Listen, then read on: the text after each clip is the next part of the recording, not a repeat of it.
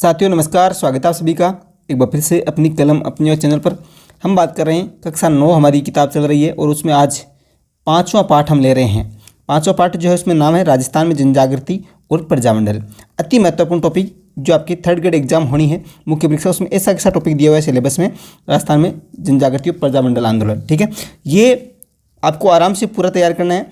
ये क्या, मैं तो ये कहूँगा कक्षा 6 से लेके 10 तक किताबें, कोई भी गाइड आप पढ़ रहे हैं, ठीक है, मेरी बात पे गौर करें कि कोई भी गाइड आप पढ़ रहे हैं, लेकिन इसके साथ में आपको कक्षा 6 से लेकर 10 तक किताबें तो विशेष रूप से तैयार करनी है। सबसे ज़्यादा जो चांस है प्रश्न बनने के, जैसे प्रश्न ऐसे कैसे उठाए जा सकते हैं, तो आप नोट कर लें इस बात को, कक्षा 6 से 10 तक किताबों से बन सकते हैं। ठीक है, तो आप यदि सिलेबस पे नज़र मारेंगे थर्ड ग्रेड के, और इसमें जो पाठ दिए हुए हैं कक्षा 6 से लेकर 10 तक, यदि उन पाठों के नाम पे आप गौर करेंगे और सिलेबस पे गौर करेंगे तो आप ये देख पाएंगे कि सिलेबस कहाँ से बना है। एक बार इस बात पे भी गौर करें और इन किताबों पे ध्यान रखें। एक एक पार्ट वन लाइनर रूप में, कोई भी प्रश्न आपके छूटना नहीं चाहिए कि क्या इनमें मैटर कम है, आप इन पे गौर करें। क्या कि प्रजामंडल का इसका मैटर कम है क्या, तो आप इस पर यदि देखेंगे तो शायद इतना मैटर गाइड में भी आपको नहीं मिलेगा। ठीक है, वो शानदार मैटर पूरा जो है, जोधपुर में जन आंदोलन की बात हो, प्रजामंडल हो, वो सभी बातें, बीकानेर की बात है, उसके बाद में हम देखेंगे जैसलमेर, मेवाड़, वो सभी महत्वपूर्ण होने वाला, कोटा, बूंदी, उसके बाद में जयपुर, मतलब सभी आंदोलन इसमें इस पार्ट में हम देख लेंगे। यहाँ पे देख पा रहे हैं। ठीक है, शुरू करें उससे पहले एक बार सभी लाइक करके शेयर कर दें। चैनल पे आप नए हैं तो सब्सक्राइब करके जुड़ जाएं। कंटिन्यू क्लास आपको यहाँ पे मिल रही है। कक्षा 6 से लेकर 8 की हम बात कर चुके हैं पूरी। ठीक है, और अभी कक्षा 9 की किताब जो चल रही है उसमें आज 5वां पाठ है। टोटल इसमें 7 पाठ हैं, इसके बाद में 2 पाठ और बचेंगे, हम बात कर लेंगे। ठीक है, सोमवार से शनिवार सुबह 10:30 बजे क्लास मिलती है, आप कंटिन्यू क्लास से जुड़ सकते हैं। आप थर्ड ग्रेड की तैयारी करें तो जितना भी राजस्थान जीके आएगा, थर्ड ग्रेड में जितना भी राजस्थान जीके आएगा, उस पूरे राजस्थान जीके की लेवल 1 हो चाहे लेवल 2 हो, टेस्ट सीरीज चल रही है। कमेंट बॉक्स में लिंक है, आप वहाँ से जुड़ सकते हैं टेस्ट सीरीज से। ठीक है, टॉपिक वाइज टेस्ट सीरीज है, 13 टेस्ट हो चुके हैं। फिर उसके बाद में अब 5 और 6 को नहीं होंगे, 7 तारीख को टेस्ट होगा, फिर 8 और 9 को नहीं होंगे और 10 तारीख को टेस्ट होगा। इस प्रकार से हर 2 दिन के बाद में टेस्ट होते हैं। आप टॉपिक वाइज टेस्ट सीरीज से जुड़ सकते हैं, टॉपिक तैयार करें, उसके बाद में टेस्ट दें। ठीक है, तो इस प्रकार से आपके ये दिसंबर स्टार्ट के आसपास पहले सप्ताह तक ये पूरा हो जाएगा। उसके बाद आप रिवीजन पे वापस दोबारा कभी भी टेस्ट दे सकते हैं। टेस्ट कितनी भी बार दे सकते हैं, ठीक है, और कभी भी दे सकते हैं। बात करें राजस्थान में जो जनजागृति हुई और प्रजामंडल, इसकी ये भूमिका है जो स्टार्ट में ये आपको विशेष रूप से तैयार करनी है। उसके बाद में ये भूमिका आपके तय करेगी, ये आपको एक स्टोरी रूप में लेके जाएगी। और ये जो स्टोरी रूप में इतिहास पढ़ते हैं, कहानी के रूप में इतिहास को लेके पढ़ते हैं, तो वो ज़्यादा समय तक याद रहता है। तो आपको ये भूमिका तय करनी है, इसको समझना है। और उसके बाद में हम प्रजामंडल हैं, वो जो 2 पेज के बाद प्रजामंडल आ जाएगा, वो हम देखेंगे। ठीक है, तो देखिए, जब हिंदी, गुजराती और बांग्ला साहित्य से इस पहले ये है क्या, ये देखिए कि 1857 का जो पहला क्रांति जिसे हम कह सकते हैं, 1857 की क्रांति, वो सफल नहीं हो पाई, परंतु जनता में नव चेतना और जागृति की भावना का अवश्य उत्पन्न हो गई थी। इसके निम्न कारक उत्तरदायी हैं। ये जो प्रजामंडल आंदोलन हुई, ठीक है, इसके कारण क्या क्या हो सकते हैं, मुख्य कारक क्या क्या हैं, वो देखिए। हम पहला देखते हैं कि जो हिंदी, गुजराती, बांग्ला जो साहित्य है, इससे जो गौरव के प्रति सजग हुए, वो राजस्थान के जो गौरव हैं, जिस प्रकार से हमारे आज़ादी के लिए हमें लड़ना चाहिए, कि हम क्या क्या हमारे ऊपर अत्याचार हो रहे हैं, उन सभी के बारे में इन कविताएं जो साहित्य है इनसे वो जागृत हुई, पहला कारक जो मुख्य था। उसके बाद में आर्य समाज की शाखाओं में भी राजस्थान में स्वतंत्रता के प्रति विचारों को फैलाकर राष्ट्रीय चेतना प्रज्वलित की।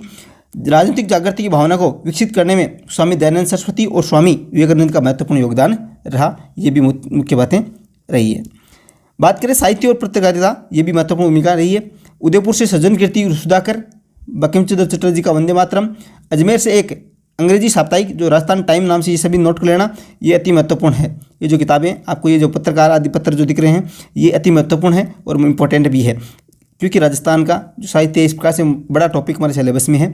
सन 1885 में प्रकाशन शुरू हुआ था इसका, अखबारों के माध्यम से लोगों में राष्ट्रीय और राजनीतिक चेतना का उदय हुआ था। छप्पनिया का जो भीषण अकाल था, उसमें अंग्रेजों की ओर से उपेक्षा बरती गई। इससे वो क्या है, अंग्रेजों के प्रति विरोध मन में बैठ गया था, वो भी एक मुख्य कारण था। एडवर्ड सप्तम, देखिए इसको, एडवर्ड सप्तम के राज्यारोहण के समारोह के समय उदयपुर के महाराणा फतेह सिंह को आमंत्रित किया था। इसमें शामिल होने के लिए उन्होंने दिल्ली प्रस्थान किया। तभी उन्हें रास्ते में शाहपुरा के क्रांतिकारी केसरी सिंह बार्ट ने चेतावनी रात चौंकटा, नोट करें किसने लिखा था, केसरी सिंह बार्ट ने एक रचना भेंट की। उससे उसमें आत्मसम्मान की भावना जागी और दिल्ली दरबार में समारोह में शामिल होने से न होने का निश्चय किया था। और महाराणा की इस कार्य से राजस्थान की जनता में एक नव चेतना की लहर दौड़ गई थी। ये भी महत्वपूर्ण कारण था। इसके बाद में अंग्रेजों की आर्थिक नीतियों के कारण राजस्थान का आर्थिक जीवन अस्त व्यस्त हो चुका था, बेरोजगारी स्थिति उत्पन्न हो गई थी, इसलिए ये भी मुख्य कारण था। ये देखिए 1885 भारतीय राष्ट्रीय कांग्रेस की स्थापना हुई थी। 1887 ईस्वी में गवर्नमेंट कॉलेज अजमेर के छात्रों ने कांग्रेस कमेटी का गठन किया। आगे चलकर जनता में राष्ट्रीय भावना उत्पन्न हुई जो निरंतर बलवती होती गई। 1888 ईस्वी में कांग्रेस के इलाहाबाद अधिवेशन में अजमेर के गोपीनाथ माथुर, किशनलाल और हरविलास सारदा राजस्थान के प्रतिनिधि बनकर गए थे। अब देखिए 1918 ईस्वी में दिल्ली में आयोजित कांग्रेस अधिवेशन में राजस्थान के कई व्यक्तियों की भाग लिया था उन्होंने। फिर इनका संपर्क ब्रिटिश भारत और अन्य राज्यों से नेताओं से हुआ था। इस अधिवेशन के बाद गणेश शंकर विद्यार्थी, विजय सिंह पथिक, जमनालाल बजाज और चांदकरण सारदा, गिरधर शर्मा, स्वामी नरसिंह देव सरस्वती आदि के प्रयत्नों से राजपूताना मध्य भारत सभा का नामक एक राजनीतिक संस्था स्थापित था। दिल्ली के चांदनी चौक में स्थित मारवाड़ी पुस्तकालय में हुई थी। नोट करें इस बात को कि इनके प्रयास से, ये जो नाम दिए हुए हैं, इनके प्रयास से राजपूताना मध्य भारत नामक जो सभा थी, ठीक है, राजपूताना मध्य भारत सभा और राजनीतिक संस्था की स्थापना दिल्ली के चांदनी चौक स्थित मारवाड़ी पुस्तकालय में हुई थी। ये नोट करें, इंपॉर्टेंट है यहाँ से। बाद में कांग्रेस के नागपुर अधिवेशन 1920 के समय ये कांग्रेस की सहयोगी संस्था मान ली गई। राजपूताना मध्य भारत सभा का दूसरा अधिवेशन कांग्रेस सरकार के साथ ही में दिसंबर 1919 में अमृतसर में संपन्न हुआ। मार्च 1920 में इसका तीसरा अधिवेशन जमनालाल बजाज की अध्यक्षता में अजमेर में हुआ था। ये नोट कर लेना अधिवेशन सभी, ठीक है, इंपॉर्टेंट है सभी। इसके बाद में दिसंबर 1920 में सभा का चौथा अधिवेशन नागपुर में हुआ था। भारतीय राष्ट्रीय कांग्रेस का अधिवेशन भी इस समय नागपुर में ही हो रहा था। सभा के अध्यक्ष नरसिंह चिंतामणि केलेकर निर्वाचित हुए थे, किंतु कुछ कारणों से वे नागपुर नहीं पहुंच पाई और अतः जयपुर के गणेश नारायण सोमाणी को सर्वसम्मति से सभापति चुना गया था। अब देखिए राजस्थान के कृषकों की जो दयनीय स्थिति थी वो एक प्रदर्शनी लगाई थी। ये विषय क्या था उसका प्रदर्शनी का, जो एक अधिवेशन में प्रदर्शनी लगाई गई जिसका विषय था राजस्थान के कृषकों की दयनीय स्थिति। राजस्थान जनता का आह्वान जब कांग्रेसी नेताओं तक पहुंचा, राजस्थान के नेताओं के दबाव के कारण कांग्रेस ने एक प्रस्ताव पारित किया जिसमें राजस्थान के राजाओं को यह आग्रह किया गया कि वे अपनी प्रजा को शासन में भागीदार बनाए। 1919 ईस्वी में वर्धा में ही राजस्थान सेवा संघ की स्थापना विजय सिंह पथिक, रामनारायण चौधरी और हरिभाई किंकर के योगदान से हुई थी। ये बात नोट कर लेना इसके बाद वर्धा में, ठीक है। उसके बाद में बात करें, इस संघ का मुख्य उद्देश्य जो था वो जनता की समस्याओं को निवारण करना था। दूसरा उद्देश्य जो था वो ये था कि जागीरदारों और राजाओं का अपनी प्रजा के साथ जो सौहार्दपूर्ण संबंध स्थापित करना था। उसके बाद में इस संघ के माध्यम से राजस्थान में राजनीतिक चेतना का प्रसार करना। धीरे धीरे बूंदी, जयपुर, जोधपुर, सीकर, खेतड़ी, कोटा इस प्रकार आदि स्थानों पर संघ की जो अनेक जो बैठकें हुई। राजस्थान सेवा संघ ने बिजोलिया को और बेंगू जो किसान आंदोलन थे, सिरोही, उदयपुर आदि जो भीना आंदोलन थे उनका मार्गदर्शन किया था। संघ ने बूंदी, सिरोही, उदयपुर में पुलिस द्वारा किए गए अत्याचारों को उजागर किया और उनकी आलोचना की। ब्रिटिश सरकार राजस्थान सेवा संघ की गतिविधियों से संशयित थी। ये बात नोट करें। अब देखिए ये भूमिका आपके तय करती है समझ में आने की। आपको याद, अब बहुत से विद्यार्थियों के दिमाग में अभी ये चल रहा है जो ये सुन रहे हैं, वो इस बात पे गौर करें जो आप क्या देख रहे हैं, क्या सुन रहे हैं, क्या पढ़ रहे हैं। आप एक प्रजामंडल की भूमिका तैयार कर रहे हैं कि किस प्रकार से धीरे धीरे चेतना जागृत हुई, कौन कौन से अधिकारी साथ में जुड़ते गए, कौन कौन से नेता जो प्रमुख नेता थे वो जुड़ते गए, किस प्रकार से स्टोरी रूप में याद रखें। आपको मैं ये विश्वास दिला सकता हूँ सबसे ज़्यादा गाइडें आप सीधी सीधी पढ़ते हैं उससे ज़्यादा याद रहेगा। तो कभी भी पढ़ें तो इतिहास को एक कहानी के रूप में लेके पढ़े। मार्च 1924 में रामनारायण चौधरी और शोभालाल गुप्त को तरुण राजस्थान में देशद्रोहात्मक सामग्री प्रकाशित करने के अपराध में गिरफ्तार कर लिया था, ठीक है। न्यायालय ने रामनारायण को जो मुक्त कर दिया, परंतु गुप्त को 2 वर्षों के कठोर कारावास की सजा मिली थी। 1924 ईस्वी में मेवाड़ राज्य सरकार द्वारा पति को कैद किए जाने के बाद सेवा संघ के पदाधिकारियों में सदस्यों में परस्पर मतभेद हो गए थे। सने स्नेह मतभेद की खाई चोरी हो गई और परिणामस्वरूप 1928 से 29 तक राजस्थान सेवा संघ पूर्णतः प्रभावहीन हो गया था। देखिए बात करते हैं सन 1920 में भारतीय राष्ट्रीय कांग्रेस का नेतृत्व महात्मा गांधी के हाथ में आ गया था। फिर उन्होंने 1921 में असहयोग आंदोलन प्रारंभ किया, ठीक है। ये भी महत्वपूर्ण है, इसका समस्त भारत पर प्रभाव पड़ा था। राजस्थान भी इससे अछूता नहीं रहा। यहाँ भी लोगों में देश प्रेम की भावना जागृत हुई। राज्यों में निरंकुश शासन के प्रति तीव्र रोष उत्पन्न हुआ। जोधपुर में एक सत्याग्रही भंवरलाल सराफ हाथ में तिरंगा झंडा लेकर, नोट कर लेना इस बात को, नाम क्या था उसका वो पूछा जा सकता है, जोधपुर की घटना है। ठीक है, इसमें राजस्थान के जो व्यक्तित्व नाम का टॉपिक है थर्ड ग्रेड में, वहाँ से प्रश्न कैसे भी बन सकता है। जोधपुर में एक सत्याग्रही जो था, नाम था भंवरलाल सराफ, हाथ में तिरंगा झंडा लेकर शहर में जो घूमे थे। झंडे के एक और महात्मा गांधी और दूसरी ओर स्वराज लिखा था। ये बात में नोट कर लें, किस किस की तस्वीर थी। उन्होंने बाजार में एक भाषण दिया जिसे जनता में उत्साह से सुना। टोंक राज्य की जनता ने एक सभा कर कांग्रेस के प्रति पूर्ण सहानुभूति व्यक्त की और असहयोग आंदोलन का अनुमोदन किया था। अब देखिए, वहाँ के अंग्रेज मुस्लिम अधिकारी ने उनके नेता मौलवी अब्दुल रहीम, सैयद जुबैर मियाँ, सैयद इस्माइल मियाँ, काजी मोहम्मद अयूब आदि को गिरफ्तार कर लिया था। लगभग 70 अन्य व्यक्ति भी इस संबंध में गिरफ्तार किए गए, लेकिन शीघ्र ही उन्हें छोड़ दिए गए। फिर जयपुर राज्य में जमनालाल बजाज ने अपनी राय बहादुर की उपाधि लौटा दी और एक लाख रुपए, नोट करें, 1 लाख रुपए तिलक स्वराज कोष में दिए थे। उन्होंने 11,000 रुपये मुस्लिम लीग को दिए। उन्हें अखिल भारतीय कमेटी, जो कांग्रेस कमेटी की कार्यकारिणी सभा का सदस्य बनाया गया। इसके बाद वे गांधी जी के बहुत निकट आ गए और बजाज से प्रेरित होकर राजस्थान के दूसरे व्यापारियों ने भी इस आंदोलन में सहयोग किया था आर्थिक रूप से। अब देखिए, जो मुख्य भूमिका, सन 1921 में बीकानेर में मुक्ता प्रसाद वकीलादी ने विदेशी कपड़ों की होली जलाई और खादी पहनने का व्रत लिया था 1921 में।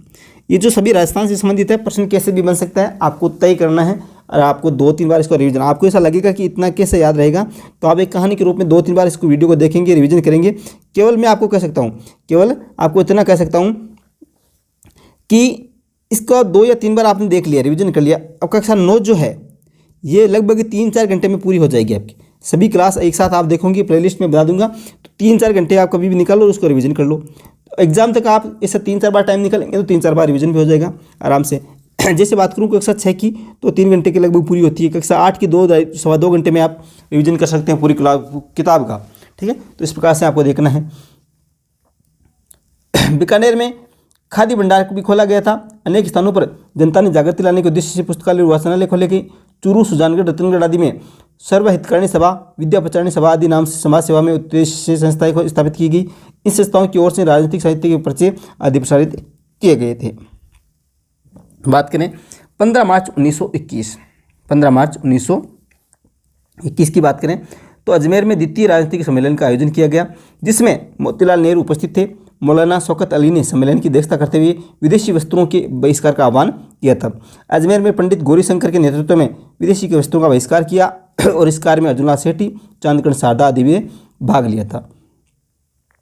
प्रथम विश्व युद्ध के दौरान देशुर ने, जो राजा थे, तन मन और धन से ब्रिटिश सरकार को सहायता प्रदान कर ब्रिटिश साम्राज्य के प्रति पूर्ण निष्ठा का परिचय दिया था।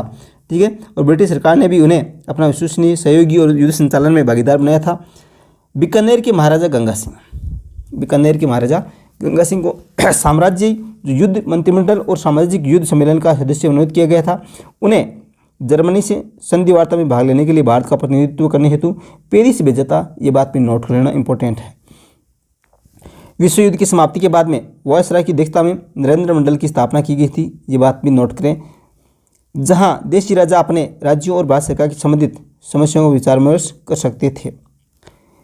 अब देखिए, इसके साथ ही ब्रिटिश सरकार द्वारा देशी राजाओं को संकेत दिया था कि राष्ट्रवादी, मध्यम वर्गीय लोग, किसान, मजदूर आदि समाज की निम्न स्तर की उभरती शक्ति ब्रिटिश सरकार और देशी नृत्यों के लिए समान रूप से अशांति और खतरा उत्पन्न करने का कारण बन सकती है।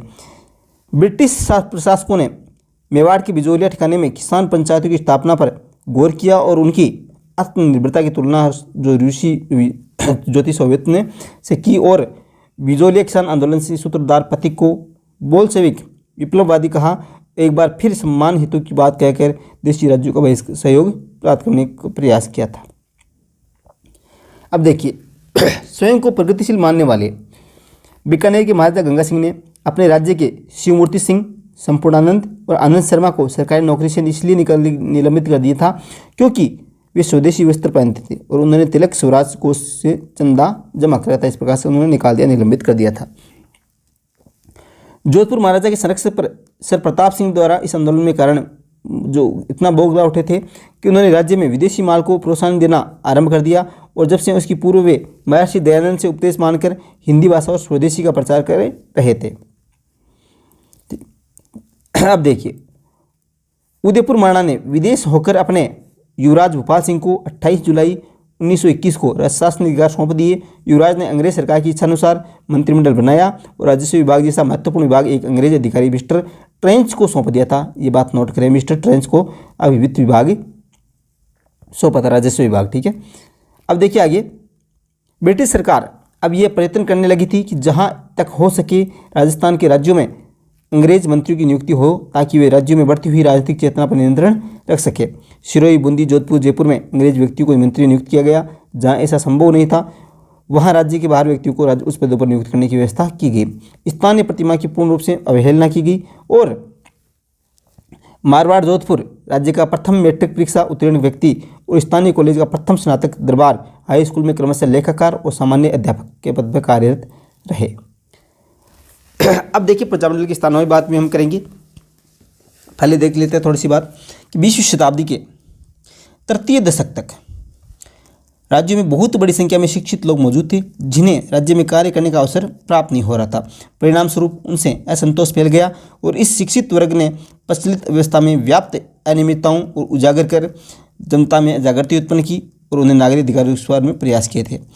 प्रजामंडल की स्थापना के बारे में बात करें तो देखिए, हम कौन कौन सी प्रजामंडल के देखेंगे, वो भी क्रम से पहले देख लेते हैं। राजस्थान में स्वतंत्रता संघर्ष को 3 चरणों में विभक्त किया गया। प्रथम 1927 ईस्वी से पूर्व है, ठीक है। उसके बाद द्वितीय जो था 1927 से 38 ईस्वी तक, ठीक है। तीसरा जो था 1938 से 1949 तक। इस प्रकार से 3 भागों में इस संघर्ष को इन 3 चरणों में बांटा। प्रथम चरण जो था वो सामाजिक और मानवतावादी समस्याओं पर केंद्रित था। द्वितीय चरण 1927 ईस्वी में All India States People's Conference की स्थापना हुई। 1938 ईस्वी में हरिपुरा कांग्रेस अधिवेशन में प्रस्ताव पास कर देशी रियासतों में लोगों द्वारा स्वतंत्रता संघर्ष चलाने की बात कही गई। 1938 ईस्वी के बाद ही विभिन्न राज्यों में प्रजामंडल या प्रजा परिषदों की स्थापना हुई और राजनीतिक अधिकारों और उत्तरदायी प्रशासन के लिए आंदोलन शुरू किए। प्रजामंडल की स्थापना से पूर्व मुख्यतः बुद्धिजीवी वर्ग ने ब्रिटिश भारत के समान रियासतों की प्रजा में अनेक संगठन बनाए। इसी संगठनों में 1918 ईस्वी में राजपूताना मध्य भारत सभा, नोट करें इस बात को, 1918 में राजपूताना मध्य भारत सभा, 1919 में राजस्थान सेवक संघ और 1920 में अखिल भारतीय देशी लोक परिषद की स्थापना हुई थी। ये तीनों बातें नोट करें, अति महत्वपूर्ण है। अब देखिए, प्रजामंडल की स्थापना की बात करें तो सर्वप्रथम प्रजामंडल की स्थापना 1931 ईस्वी में जयपुर में की गई थी। कब की गई? प्रजामंडल की स्थापना सर्वप्रथम 1931 में जयपुर में की गई, परंतु इससे राजनीतिक में प्रवेश 1938 में किया। मारवाड़ में प्रजामंडल की स्थापना 1934 में हुई थी। कोटा में प्रजामंडल की स्थापना 1938 में हुई थी। इसी वर्ष उदयपुर में मेवाड़ प्रजामंडल और अलवर में अलवर राज्य प्रजामंडल की स्थापना की गई। 1939 ईस्वी में भरतपुर में भी इसकी स्थापना हो गई। बूंदी ने प्रजामंडल की स्थापना कोटा से 6 वर्ष बाद 1944 में की। 1945 में जैसलमेर प्रजामंडल की स्थापना की गई। 1933 ईस्वी में सिरोही लोक परिषद की स्थापना की गई। मुंबई की, जिसे वर्तमान नाम क्या है, मुंबई में की गई थी। बीकानेर में लोक परिषद की स्थापना 1936 में की गई थी। सर्वप्रथम देखते हैं जोधपुर में जो जन आंदोलन हुआ था उसकी बात हम करते हैं, प्रजामंडल की बात हम करते हैं। राजस्थान का जो जन आंदोलन सर्वप्रथम जोधपुर से प्रारंभ हुआ था। जनवरी 1938 ईस्वी में नेताजी सुभाष चंद्र बोस जोधपुर आए। उन्होंने लोगों से त्याग और बलिदान के लिए सदैव तत्पर रहने के लिए आह्वान किया। द्वितीय महायुद्ध में जब अंग्रेजों ने देशी राज्यों को परामर्श दी कि बिना ही देशी राज्यों को युद्ध में धकेल दिया, तो मारवाड़ लोक परिषद में इसके विरोध में आवाज़ उठाई गई। जब ब्रिटिश प्रांतों में कांग्रेस मंत्रिमंडल ने अपना रोष बताते हुए पद से त्यागपत्र दिए, तो जोधपुर के जयनारायण व्यास ने भी सलाहकार परिषद से इस्तीफा दे दिया था। इस कारण सरकार ने 29 मार्च 1940 को लोक परिषद को गैर कानूनी संस्था घोषित कर दिया और अनेक नेताओं को जेल में डाल दिया था।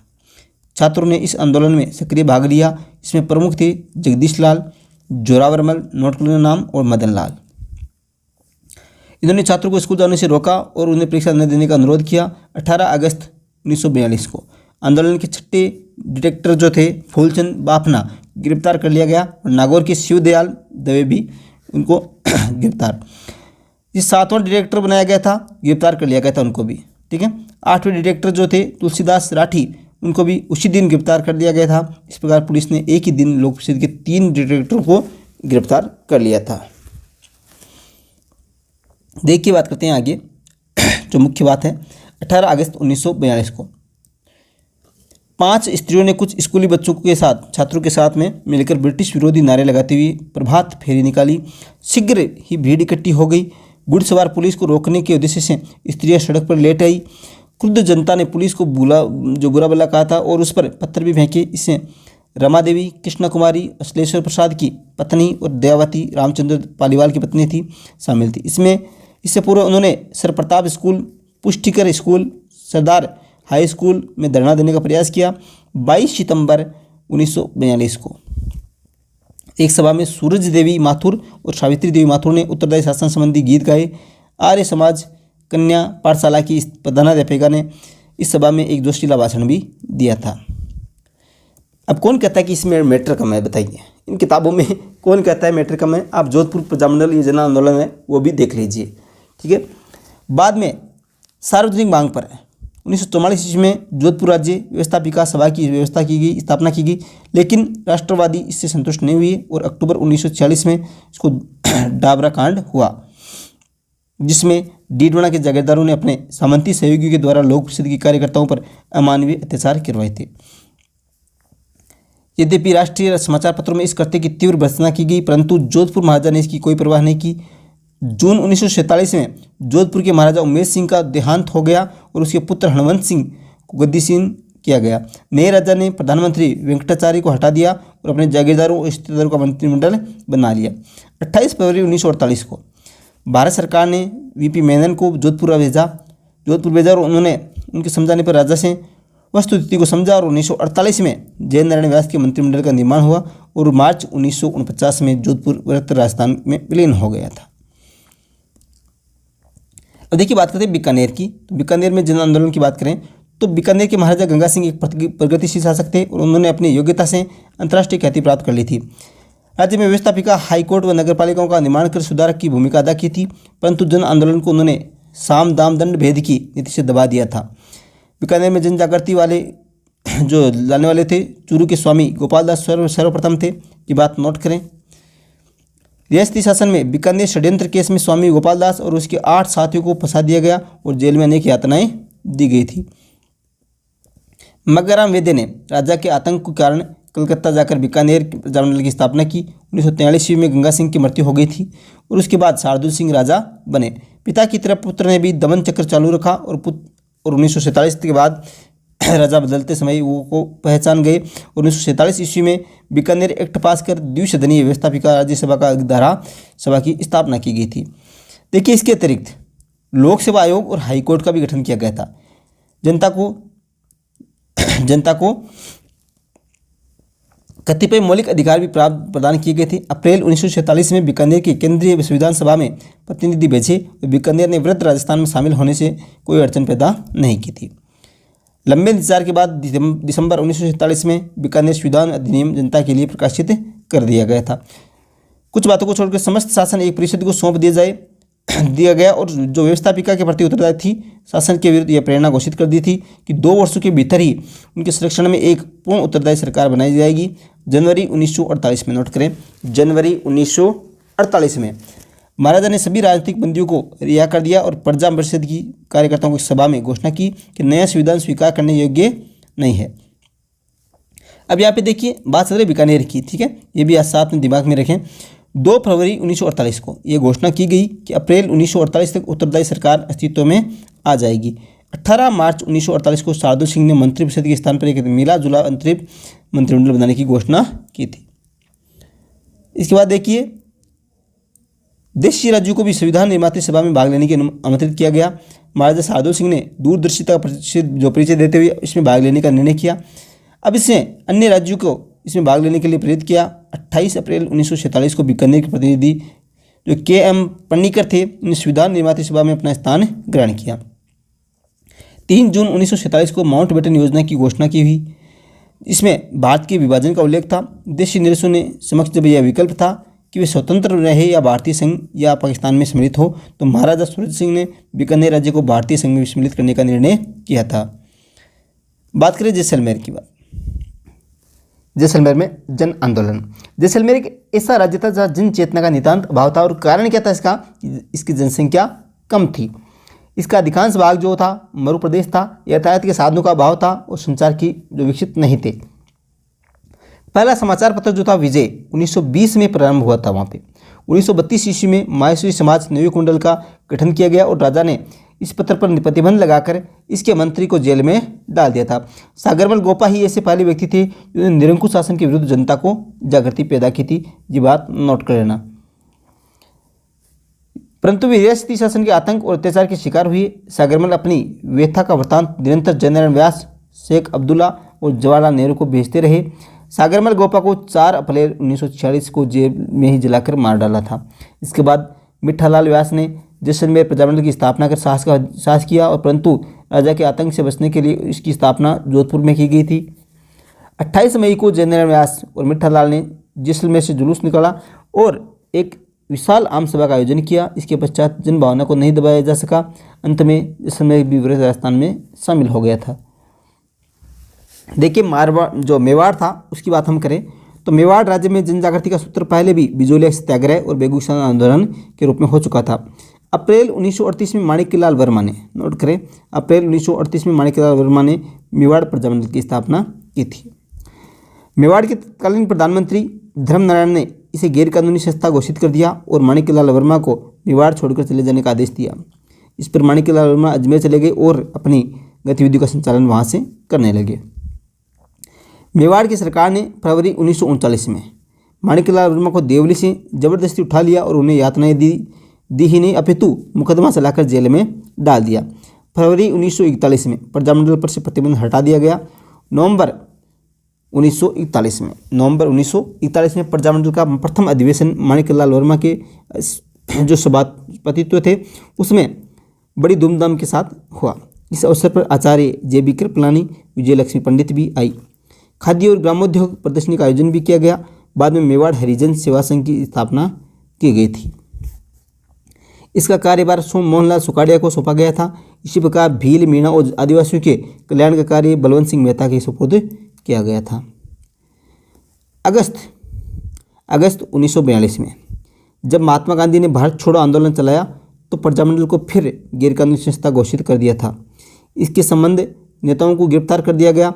दिसंबर 1945 में मेवाड़ प्रजामंडल के निमंत्रण पर अखिल भारतीय देशी राज्य लोक परिषद का 7वां अधिवेशन उदयपुर में हुआ, जिसमें 435 प्रतिनिधियों ने भाग लिया। इस सम्मेलन की अध्यक्षता पंडित जवाहरलाल नेहरू ने की थी। ये बात नोट करें। धीरे धीरे देश के वातावरण के साथ मेवाड़ का भी परिवर्तन आने लगा।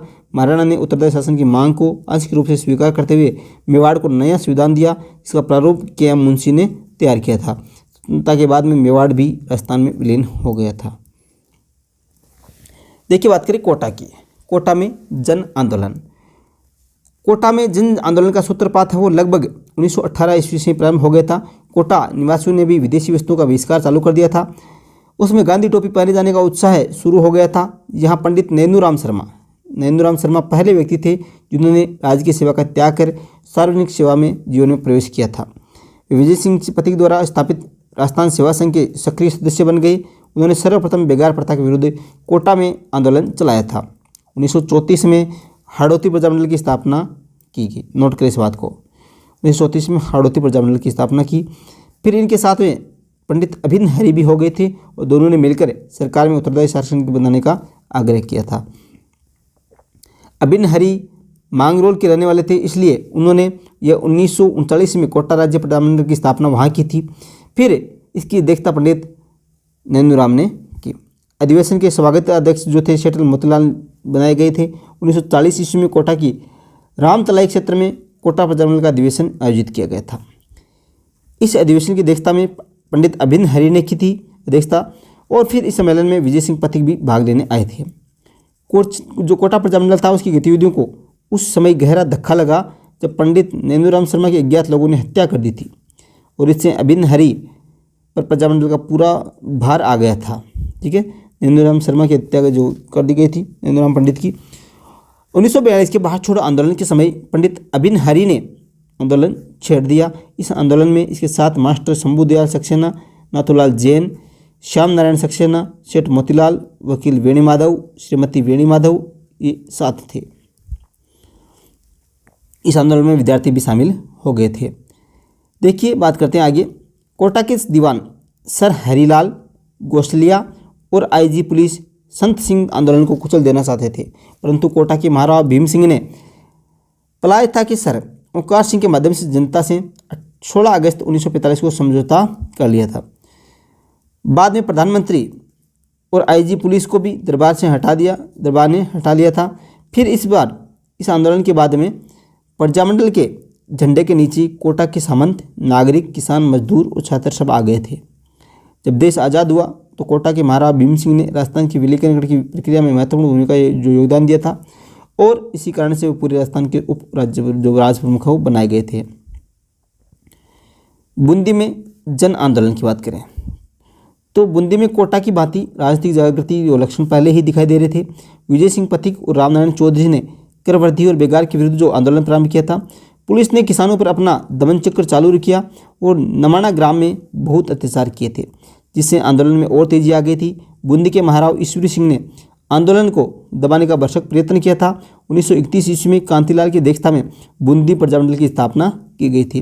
1936 ईस्वी में सरकार ने राजस्थान समाचार पत्र के प्रकाशन पर पाबंदी लगा दी थी, लेकिन कांतिलाल व नित्यानंद ने इसकी परवाह नहीं कराते हुए शासकीय सुधारों की मांग की थी। 1937 ईस्वी में प्रजामंडल के अध्यक्ष ऋषिदत्त मेहता को 3 वर्ष के लिए राज्य से निष्कासित कर दिया था, परंतु जब 1941 में वापस बूंदी आई तो उन्होंने फिर जो आंदोलन प्रारंभ कर दिया था। 1942 ईस्वी में उन्होंने ब्रज सुंदर शर्मा को साथ लेकर आंदोलन छेड़ दिया। समय की मांग के अनुसार महाराव ईश्वरी सिंह ने परिवर्तन आया और उन्होंने संविधान निर्मात्री सभा की नियुक्ति कर दी। भारत आज़ाद होने पर बूंदी भी उसमें वह राजस्थान में मिल गया था। बात करें जयपुर में जन आंदोलन था, उसके बारे में। जयपुर में जन जागृति के कार्य का श्री गणेश श्री अर्जुन लाल सेठी ने किया था। उसके बाद जमनालाल बजाज ने 1927 में चरखा संघ की स्थापना की। ये सभी बातें महत्वपूर्ण हैं, ठीक है। ये जो पहली लाइन और ये दूसरी लाइन, ऐसे प्रश्न आपको सीधे परीक्षा में मिल सकते हैं। 1931 ईस्वी में कपूर चंद पार्थी ने जयपुर प्रजामंडल की स्थापना की। ये भी लाइन जो है अति महत्वपूर्ण है, ठीक है। प्रारंभ में इसका कार्य समाज सुधारक ही रहा था। बाद में पंडित हीरालाल शास्त्री, चिरंजीलाल अग्रवाल, कपूर चंद पार्थी और दौलतमल भंडारी को भी गिरफ्तार कर लिया गया। इसके विरोध में जयपुर शहर में इस दमन चक्र की भर्त्सना की गई। आखिरकार सरकार प्रजामंडल के नेताओं को बातचीत करने के लिए तैयार हो गई। अगस्त 1939 में दोनों पक्षों में समझौता हो गया था। इसके फलस्वरूप प्रजामंडल को मान्यता मिल गई और शेठ जमनालाल बजाज व अन्य कार्यकर्ता रिहा कर दिए गए थे।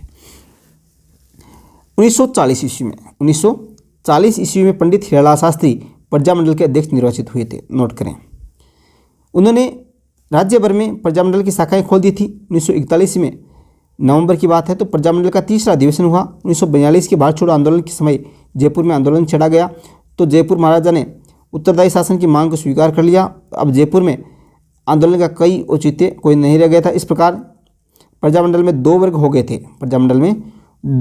गए थे। एक वर्ग अपने आप को अखिल भारतीय आंदोलन के साथ रखना चाहता था और दूसरा, जिसका नेतृत्व शास्त्री जी कर रहे थे, आंदोलन के पक्ष में नहीं था। परंतु बाबा हरिश्चंद्र के गुट में दबाव में सितंबर 1942 को हीरालाल शास्त्री ने प्रधानमंत्री सर मिर्जा इस्माइल को आंदोलन छेड़ने का अल्टीमेटम दे दिया था। इस प्रकार प्रधानमंत्री जी ने शास्त्री जी को वार्तालाप के लिए आमंत्रित किया। दोनों में बातचीत के निम्न समझौता हो गया। युद्ध के लिए क्या समझौता हुआ? पहला, युद्ध के लिए राज्य सरकार जन धन हानि की जो सहायता नहीं देगी। प्रजामंडल को राज्य में शांतिपूर्वक युद्ध विरोधी अभियान चलाने की जो स्वतंत्रता रहेगी। ब्रिटिश प्रांतों से आने वाले किसी भी आंदोलनकारी को प्रवेश करने से यहाँ नहीं रोका जाएगा। जनता को उत्तरदायी शासन देने के लिए राज्य शीघ्र जो है वो कार्रवाई करेगा। प्रजामंडल महाराजा के विरुद्ध किसी भी प्रकार की सीधी कार्रवाई नहीं करेगा। इस प्रकार से जो बातचीत हुई। 1945 ईस्वी में जब जवाहरलाल नेहरू जयपुर आए तो आज़ाद मोर्चे का प्रजामंडल में विलीनीकरण हो गया। अक्टूबर 1942 की बात है। महाराजा ने एक समिति का गठन किया था। इसका जो कार्य था वो ये था कि संवैधानिक सुधारों का सुझाव देना था। इस समिति ने 2 वर्ष में प्रतिवेदन प्रस्तुत किया। इसके फलस्वरूप 1945 ईस्वी में 2 सदनों वाली व्यवस्था भी स्थापित की गई थी, परंतु दोनों में महाराजा के वर्चस्व रहा।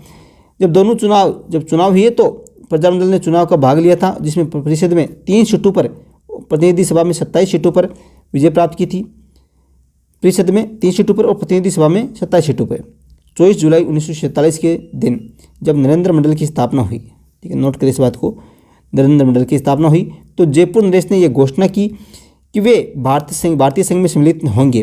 लेकिन जब उत्तर प्रदेश सरकार का निर्माण किया गया तो वे उसमें प्रजामंडल का केवल एक सदस्य ही लिया गया था। जनता के दबाव पर मंत्रिमंडल का विस्तार किया गया, जिसमें हिरालाल शास्त्री को मुख्यमंत्री, नोट करें इस बात को, महत्वपूर्ण बात है, हिरालाल शास्त्री को मुख्यमंत्री बनाया गया। देवीशंकर तिवारी, दौलतमंद भंडारी और टीकाराम पालीवाल को मंत्री बनाया गया। 30 मार्च 1949 को महत्वपूर्ण सभी को जयपुर का राजस्थान संघ में विलीकरण हो गया था। उत्तर प्रदेश सरकार की स्थापना की गई। महाराजा मान सिंह को राजस्थान का राज प्रमुख बनाया गया था।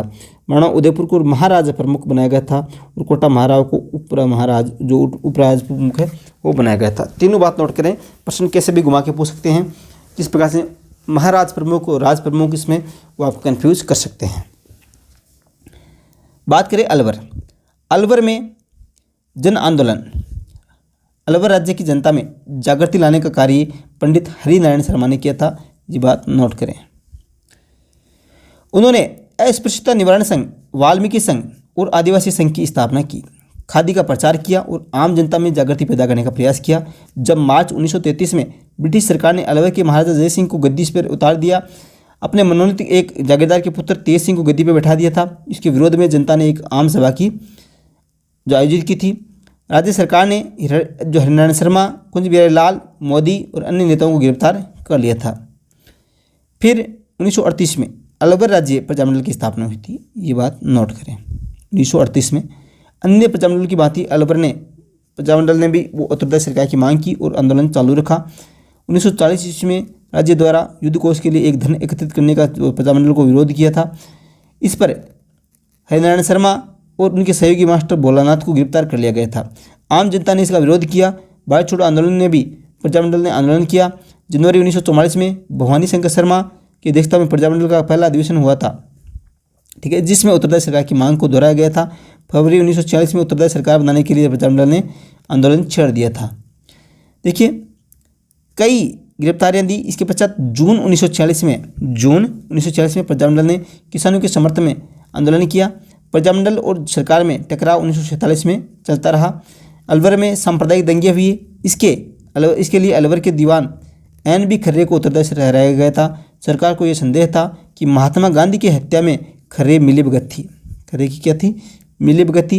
अतः खर्रे को दिल्ली में रहने के आदेश दिए। मार्च 1948 अलवर राज्य का मत्स्य संघ में विलय हो गया था। बात करें भरतपुर की। भरतपुर में जन आंदोलन की, तो उसमें जो जन जागृति उत्पन्न वाले कौन थे? करने वाले जगन्नाथ दास अधिकारी और गंगा प्रसाद शास्त्री का नाम प्रमुख है। भरतपुर के तत्कालीन राजा महाराजा किशन सिंह 1900 से 1927 तक जो शासन किया, एक प्रगतिशील व्यक्ति थे। उन्होंने हिंदी को राजभाषा का दर्जा दिया। ये बात बहुत ही महत्वपूर्ण है।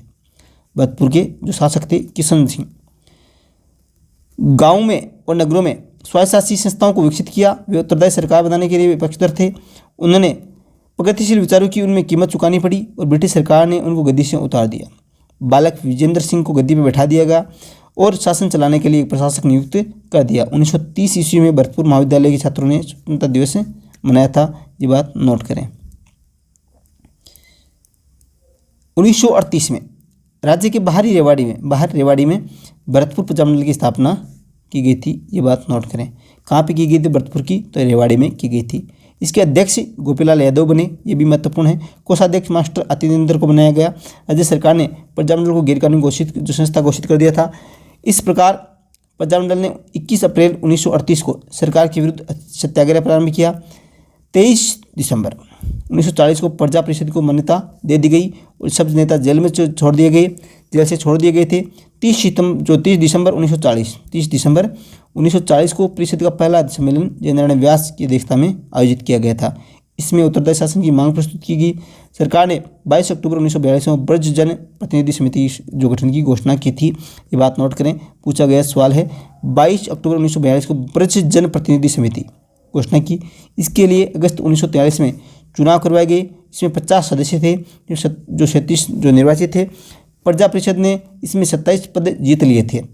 युगल किशोर चतुर्वेदी की इसका नेता बनाया गया था और मास्टर अतिनेंद्र को उपनेता। लेकिन परिषद के ढकासले का शीघ्र ही जो पता लग गया और परिषद के सदस्यों ने इसका बहिष्कार करना चालू कर दिया था। प्रजा परिषद का दूसरा अधिवेशन जो था वो 23 मई 1945 को बयाना में आयोजित किया गया था और फिर उत्तरदायी शासन की मांग रखी गई। प्रजामंडल ने सत्याग्रह चालू कर दिया। राज्य सरकार ने सब नेताओं की गिरफ्तार कर लिया था। 14 जनवरी 1947 को वायसराय जो वेवेल था और बीकानेर के महाराजा शारदो सिंह भरतपुर आए थे। उनके पहुंचने पर जनता ने व्यापक प्रदर्शन कर अपना आक्रोश प्रदर्शित किया। सरकार ने भी अपना दमन चक्र चलाया और सारे नेता जेल में डाल दिए थे।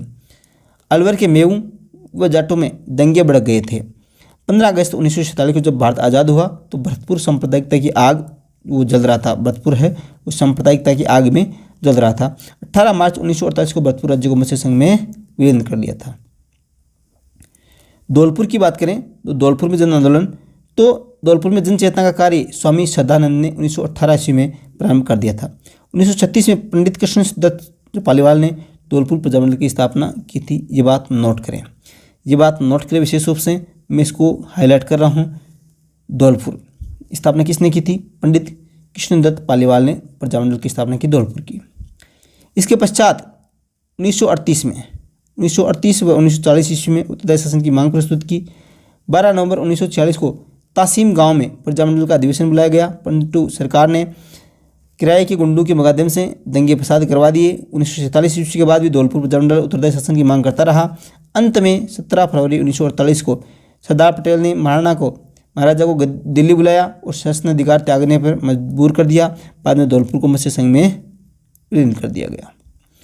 करौली की बात करें तो करौली में जो स्थापना 1938 में हुई, इसके प्रमुख नेता जो त्रिलोक चंद माथुर, चंद्रलाल शर्मा, मान सिंह आदि थे।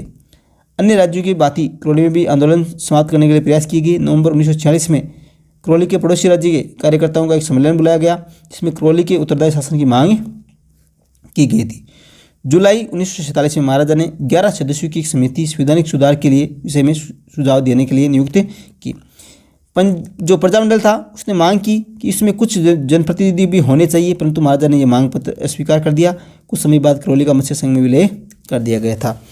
साथियों, इसको अब रिवीजन करना पड़ेगा। पहली बार में पूरा समझ में नहीं आएगा, आपको याद भी पूरा नहीं रहेगा, लेकिन धीरे धीरे आप इसका 2 या 3 बार रिवीजन करेंगे तो मैं आपको साथ दिला सकता हूँ, आपको आराम से 80-90% याद भी हो जाएगा। एक स्टोरी रूप में दी गई है, आराम से याद भी हो जाएगा।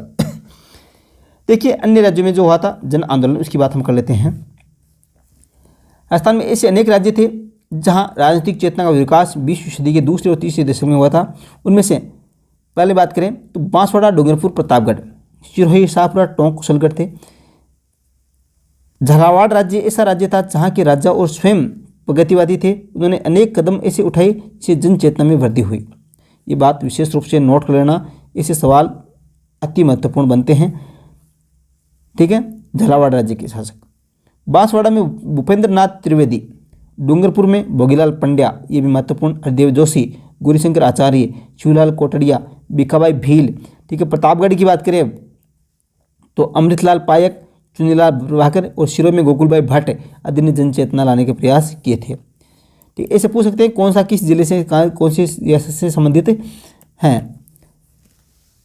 अब देखिए आगे, डूंगरपुर के भोगीलाल पंड्या ने भीलू, चमारों और अन्य पिछड़ी जातियों में शिक्षा द्वारा जन जागृति लाने का प्रयास किया। सेवा संघ के माध्यम से सामाजिक कुरीतियां, अंधविश्वासों को दूर किया। उन्हीं के प्रयासों से 1945 में डूंगरपुर प्रजामंडल की स्थापना हुई थी। बांसवाड़ा में भील बाहुल्य इलाके में भूपेंद्र नाथ त्रिवेदी ने जन जागृति पैदा की। आज़ादी के बाद में सभी राज्यों का भद्र राजस्थान में इसमें विलय कर लिया था। प्रजामंडल के मूल्यांकन की बात करें, किसका क्या परिणाम रहे इस प्रकार से, तो 1921 में राजाओं और नवाबों का केंद्रीय स्तर पर नरेंद्र मंडल बनाया गया था। ये बात नोट करें। इस संस्था के सुझाव पर राजाओं ने प्रजामंडल और लोक परिषद की स्थापना होने दी। प्रजामंडलों ने कांग्रेस के जो कार्यक्रमों को भी अपनाया, आंदोलन में भाग लिया और इसमें 1942 का भारत छोड़ो जो आंदोलन था, इसके सबसे प्रमुख है। इससे सारा देश एकता के सूत्र में बंध गया और राजाओं को भी आभास हो गया था कि अब लोकतंत्र का अब युग आ रहा है, राजतंत्र और निरंकुशता के दिन चले गए हैं। यही कारण है कि सरदार पटेल के प्रयासों से सभी राजाओं ने अपने राज्यों का भारत संघ में विलीनीकरण स्वीकार कर लिया। प्रजामंडल ने ही सामाजिक कुरीतियों की ओर जनता का ध्यान आकृष्ट किया। इस महान सामाजिक और राजनीतिक परिवर्तन लाने का श्रेय प्रजामंडलों को ही जाता है। तो इस प्रकार से ये आपको 2-3 बार रिवीजन करना पड़ेगा, या तो आप किताब से देख लें, अंडरलाइन कर लें, या इस वीडियो को 2-3 बार रिवीजन कर लें।